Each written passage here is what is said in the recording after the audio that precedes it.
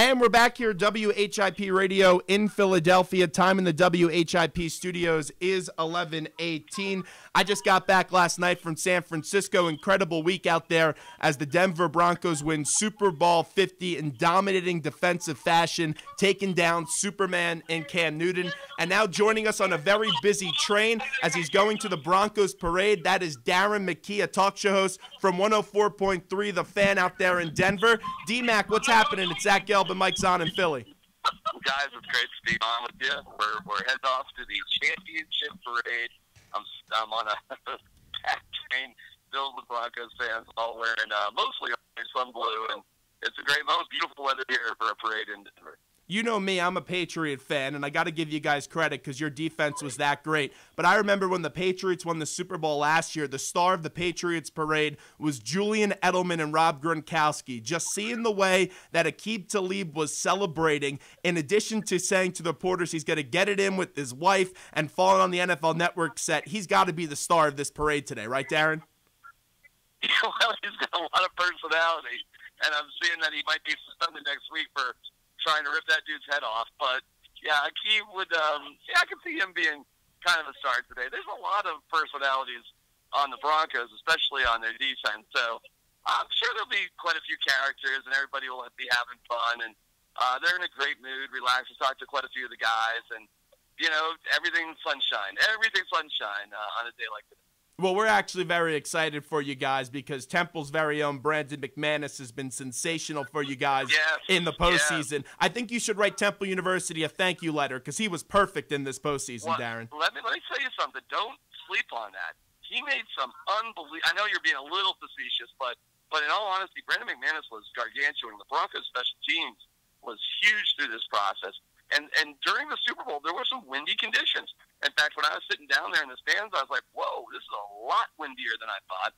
And I talked to Brandon about that, and he told me the worst conditions are wind, not rain, not snow, but wind. And it was tricky. And sure enough, Gano from the Panthers joins one, and McManus is perfect. So, no, Temple, hey, man, plenty of props to Temple and Brandon McManus. That guy was nailed. Incredible year for him. I'm being dead serious. I told everyone for years, even when he was struggling last year in Denver, that you got to keep that guy on board because I seen him kick here at Temple, and he just has incredible strength in his leg, and he's just such a clutch kicker. And that defense and special teams really won the Broncos that Super Bowl, and it all starts with Wade Phillips, who was the mastermind of that Broncos game plan going up against Cam and the Panthers. But now when you win a Super Bowl, people like to rank you. You know that being in the talk show business. Where does this Broncos defense rank amongst the all-time great defenses? Oh, I think it's the best of all time because they had to beat the best consistently. Hall of Famer Ben Roethlisberger, Hall of Famer Tom Brady, MVP Cam Newton, and maybe a future Hall of Famer. #1 offense. When the Bears won, they didn't have to beat the best offense. They had to beat Tony Eason and Steve Grogan. In 2000, that was a great defense by the Ravens as well, but still they didn't have the same challenges, and they weren't the underdogs. The Broncos team was, and the other clincher why it's the best defense of all time, especially the Super Bowl, is no team has ever had a worse offense and won. I mean, nobody else has had a total yardage of 200 yards or less and actually won the Super Bowl. Most teams that produce 200 yards or less get blown out. So, to me, it's the best defense of all time. And the Broncos, they've got to do what they can to keep it together, even if that means sacrificing other positions, including at the quarterback position, because we just saw what happened with a mediocre quarterback play. They won. And there's no reason they couldn't do that again next year. It's amazing, that defense, because I was in a similar seat that you were at the big game. It was just so suffocating. Von Miller and DeMarcus Ware were just so quick off the edge, and they gave Cam something that he's never seen this year, and he got really frustrated him. And a lot of people, including myself, picked Carolina in that game. But really the coaching move, because you're right, what Peyton did nothing in that big game, and they were running the ball on 3rd and 17 just to get the ball back in the hands of that defense to make a stop. But I got to ask you this, though, because you got to give a lot of credit to John Elway, who constructed this team. When a team like Denver has won so much and gets into the postseason, you very rarely see a coaching change. What was the difference from Gary Kubiak to John Fox? Because Kubiak was awesome in that Super Bowl. Well, everything, just the way he was around the players. And it wasn't just Cougs, it was the assistant coaches that he brought in. And everybody was settled to do what they wanted to do. With Fox, you had Del Rio, he's with the Raiders, Gase is now, he was with the Bears now, he's the head coach with the Dolphins. There were just other agendas out there. Wade Phillips knows he stinks as a head coach, but he is an incredible defensive coordinator. Rick Dennison's been an assistant coach his whole life. Jody Camillus is an incredible special teams coach. Everybody sort of fits their role, and Kubiak was serious when he said, we're going to use everybody. They used everybody, and you have to actually act on it. It's one thing to say it, but you have to act on it. I'll give you an example. They would take DeMarcus Ware and Von Miller off the field for Shane Ray and Shaq Barrett. A lot of coaches wouldn't do that because of how good Ware and Von Miller are. Guys, if it wasn't for Brock Osweiler, the Broncos would not be where they are. And you can make the argument if Emmanuel Sanders doesn't fumble the ball inside the 5 against San Diego in the last game of the season, Brock Osweiler is the starting quarterback. We're talking to the co-host of The Drive in Colorado, and Darren McKee. And Darren, you mentioned that not only is Gary Kubiak a good coach, but he brought in some great assistants. The Broncos got after Cam Newton time after time and made sure that Jonathan Stewart and Mike Tolbert couldn't do much on the ground either. How much credit should Wade Phillips alone get for the Super Bowl victory? Tons. A lot. And he's getting a lot of praise around here. People are quick to recognize it, including Gary Kubiak. No, Wade Phillips he's had an incredible resurgence here in Denver after, being a horrible head coach here years and years and years ago. Wade Phillips, he can get a free table for dinner anytime he wants here in Denver. So you mentioned also how important Brock Osweiler was to this team. Von Miller, obviously Super Bowl MVP. Those two are set to become free agents a month from today, March 9th. How important is it for the Broncos to lock up both of those guys? Well, they gotta lock up Von, and they will. Brock is interesting because I would not overpay. I like Brock. I think he's good. I got no problems with him, but I wouldn't overpay because I think it's more important, believe it or not, to lock up Malik Jackson. This is going to sound ridiculous, but I think they could get the same production out of a guy like Trevor Siemian, their third-string quarterback, as they could from Brock. Trevor Siemian out of Northwestern, really talented guy, just hadn't really had a chance here. So the crazy scenario, guys, and I'm going to pound the table and advocate for it. Offer Peyton Manning a reduced pay cut, bring him back for one more year, train up Trevor Siemian, and draft a guy like Kevin Hogan, something like that in the third round. I think Manning has, believe it or not, guys, one more year in a very specific sort of role. And now that he understands it and has bought into Gary Kubiak's offense, to me, believe it or not, I would bring back Peyton Manning. So you don't think it's a slam dunk that Manning's going to retire? Because I thought he was done after this year. Why? I mean, why would he retire? He's as healthy as he's ever been. He finally knows this offense. The defense is unbelievable. He would have to take a pay cut with bonuses. He got $2 million for winning the AFC Championship and $2 million for winning the Super Bowl. He got all of his money back. So take a $9 million a year deal. Cut that salary in half. He's got 1 year left on his contract and more bonuses. I don't know why the guy would stop playing, especially with this defense. Now, if he were to go to another team or another team that didn't have as good of a defense, sure, that would be impossible. But, guys, you saw what he needed to do to win in the Super Bowl. It wasn't that much. And he's smart, and he's motivating, and he inspires guys. But if the Broncos are convinced that Brock is the future for the next 10 years, which I don't think is the case, I think Brock is, reincarnation of Kyle Orton, of Gus Farad, of, maybe, if you're lucky, Jake Plummer. Nothing like that. Peyton's a special guy, and I think you can ride this defensive train for one more year and be back in the same exact place, just like Elway all those years ago. And there's a lot of comparisons you can make between Elway and Manning. It'll be curious to hear or see if they have a conversation about that and what advice Elway does give to him. But I will ask you this. So, Manning, you think there's a chance he can return next year. When do you think we could expect a decision to be made from number 18? Well, it's got to happen soon because free agency gets going, first week of March, something like that? Yeah. So, I'll give them the week, and then you need a decision. You need a decision, in my opinion, next week, 10 days max.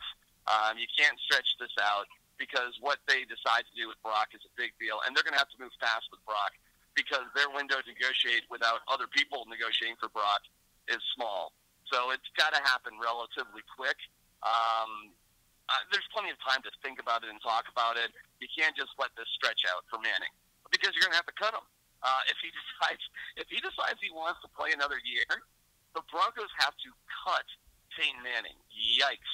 I'd rather see a restructured deal. You say, thank you, Brock. It's been great. And you go with Simeon and you draft a quarterback and you just focus on the defense. Sign up Malik Jackson. Get Danny Trevathan together. Spend all the money you need on Von Miller because you can win with a mediocre quarterback here in Denver. The defense is that good. So now Manning has 2 Super Bowl rings, and he didn't do much in this Super Bowl. It was really more of a defensive and special teams performance like we all saw on Sunday. To me, I still put Brady and Montana before him. Where do you rank Manning when it comes down to the all-time greats? He's definitely up there, we know that, but I don't think he's better than Brady and Montana. How about you? Well, I don't think he's better than John Elway. So I agree. I got you. I know a strong number 4 or 5. But, that's pretty good. He's better than Eli. How about that? He gets family bragging rights now. So maybe that's all that matters. Why do you think Eli was so bummed out? He realized that's a great point. He's going to have to sit at the little kids' table this year. Imagine Thanksgiving now when Peyton reaches over for the mashed potatoes. He has 2 rings on his finger. That's right. That's right. So getting back to the game, now that the Broncos do win the Super Bowl, the Broncos win also in large part because they had 6 penalties against them all game long. Do you think the message from the get-go was as long as they don't give up free yards, they have a chance to beat this dominant Carolina Panthers team? Yeah, they weren't worried about the Panthers throwing at all. It was kind of funny being there talking to the guys. Like Chris Harris just came out and said it. Didn't care. Do not care. Don't care if they throw. And they didn't. It was all about stopping the run, and the presence of Derek Wolfe, Malik Jackson, Sylvester Williams, Vance Walker, Antonio Smith, those guys right up the middle, they clogged it up. They were disciplined in their rushing lanes. They only got up the field one time to get Cam loose. They used Von Miller as a spy sometimes. It was really, really smart. You can do that if you're really good. Those teams just aren't that good, and that's why Cam Newton could go crazy. But I was amazed when they were down what they were down, Carolina was, and they were so limited. They just did not have a lot of other options to go to. It was remarkable. And then when Cam Newton just chickened out in recovering a ball, oh my goodness gracious, you're only down by 6 then. And then there's Ron Rivera. It's the Super Bowl with 2 minutes to go, 4th down. He's punting. What about a pass interference? What about something else? What about a holding? You know what I'm saying? Like, you're punting? You're punting in the Super Bowl, down 14 points. The Broncos beat those guys into quitting. How about that? That's amazing to me. That a team would actually quit in the Super Bowl.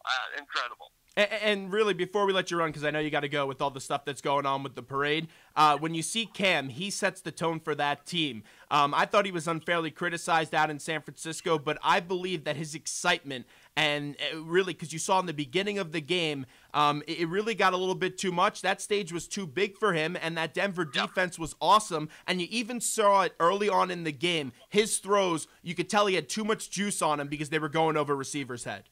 Oh, yeah, and you could see it during the week, like his, faux boredom. To me, that struck insecurity, not too bored with the process. Like, he was nervous, and he was trying to be, too cool for the room. And when I actually sent a tweet out saying, wow, great talent, little lack of maturity here, that was on Wednesday. I was accused of being a racist. And stupid. That's not the case at all. It is what it is. They're a very collegiate type of team. The stage was a little too big. They're immensely talented. Cam Newton deserves to be the league MVP, no doubt about it. But he's a little immature. He'll get better. And, it would not surprise me if they're back in the same position too. But to think that, any criticism of Cam has anything to do with race is stupid. It's just an observation based on how he was acting. And I really don't have a huge problem with him getting all, upset after the game. You should be upset after the game. It's just that, again, his sense of maturity is just slightly lacking, just by a little bit. And it's something that he needs to work on. He's the MVP of the league. He's the face of their franchise. You've got to have a little bit more composure than that. And by the way, this might have been the same thing with the Broncos 2 years ago, guys. This probably was the case. They weren't as ready. They were more nervous. They were more wound up, and they weren't quite as talented. So do not be surprised. And Ron Rivera is a smart guy, and he pointed out to his team, this is where the Broncos were 2 years ago, and now look at them. And do not be – I don't think this is the end of the Panthers by a long stretch. I think they're a pretty awesome team, and I think the Broncos and Panthers could easily rematch next year. Well, Darren, enjoy that parade today. We appreciate a few minutes. Hey, by the way, you wouldn't believe how Tom Brady was booed by the partisan I crowd was when there. he went out. Oh, my so God. stupid. You know, they cheer Ray Lewis, but then they boo Tom Brady. Where are the morals in society? Well, that's because it was like 70% Broncos. I know. I'm kidding with you. All right, guys. We'll talk to you later. There's Darren McKee. Great job from 104.3 The Fan.